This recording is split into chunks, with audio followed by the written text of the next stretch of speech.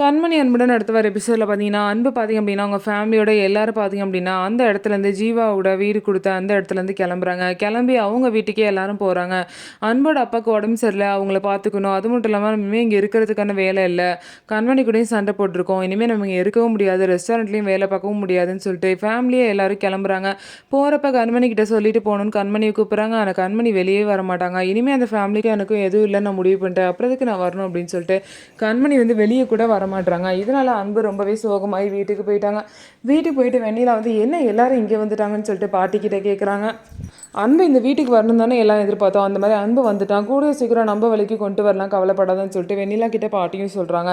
இதுக்கப்புறம் அன்பு பார்த்தீங்க அப்படின்னா அந்த மாதிரி தேன்மொழிக்கு ஃபோன் பண்ணி கண்மணி என்ன பண்ணுறா, கண்மணியை பார்த்துட்டு போகணும்னு நினச்சேன், பார்க்க முடியல, அவன் நல்லா இருக்காளா, ஒழுங்காக சாப்பிட்டாலன்னு சொல்லிட்டு தேன்மொழி கிட்ட விசாரிக்கிறாங்க.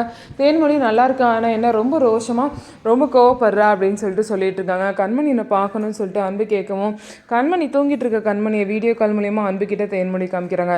இதுக்கப்புறம் எப்படி அன்பு கண்மணி சேர போகிறாங்கன்னு சொல்லிட்டு வெயிட் பண்ணி பார்க்கலாம். நம்ம வீடியோ உங்களுக்கு பிடிச்சிருந்தா நம்ம வீடியோவை லைக் பண்ணிக்கோங்க.